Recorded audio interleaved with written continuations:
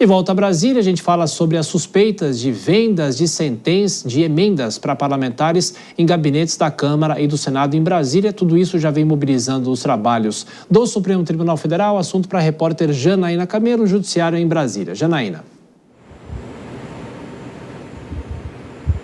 Pois é, né, Tiago? Olha só, com o andamento de investigações da Polícia Federal sobre esses esquemas de desvio de emendas parlamentares envolvendo pessoas, autoridades com foro privilegiado, mais casos estão chegando ao STF e esses processos têm sido distribuídos para vários ministros por meio do método ali de sorteio e não só para o ministro Flávio Dino, que é quem é o relator ali de ações que questionam a legalidade das emendas parlamentares. Por exemplo, um caso recente foi o do ministro Nunes Marques, que foi remetido a ele por sorteio, o caso daquele esquema de desvio de dinheiro em prefeituras da Bahia, envolvendo vários empresários importantes, como, por exemplo, o empresário Marcos Moura, que é o rei do lixo, emendas que teriam sido desviadas quando foram indicadas para o Departamento Nacional de Obras contra a Seca no Estado, um desvio ali, segundo a Polícia Federal, envolvendo bilhões de dinheiro, mais de 4 bilhões de reais. Então, inclusive, sobre esse caso, houve uma discussão com relação ao relator aí desse caso, porque a Polícia Federal, na época, pediu que esse caso fosse remetido ao ministro Flávio Dino,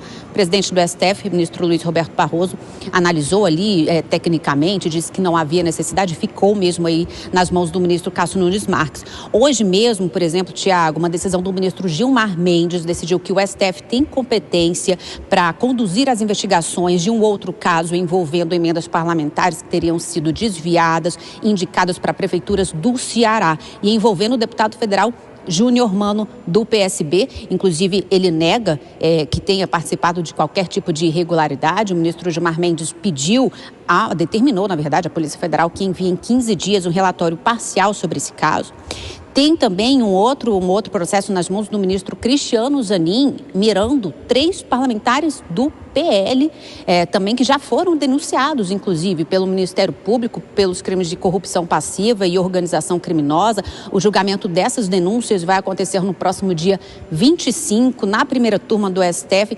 Se a primeira turma aceitar essas denúncias, esses parlamentares viram réus no Supremo Tribunal Federal. Hoje o Supremo tem, Tiago, ao menos 26 processos envolvendo aí desvio de emendas parlamentares.